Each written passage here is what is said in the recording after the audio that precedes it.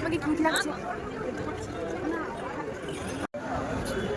Hello everyone, good evening. কেমন আছো তোমরা? শুরু ভালো আছো? আমিও বেশ ভালো আছি। রাধিকা কোথায় গেছি কিছু বুঝতে পারছো? পিছনে ঠাকুর দেখতে পাচ্ছ না তো? কারণ ঠাকুর চলে গেছে। তো চলো ওদেরকে খালি মণ্ডপে দেখো।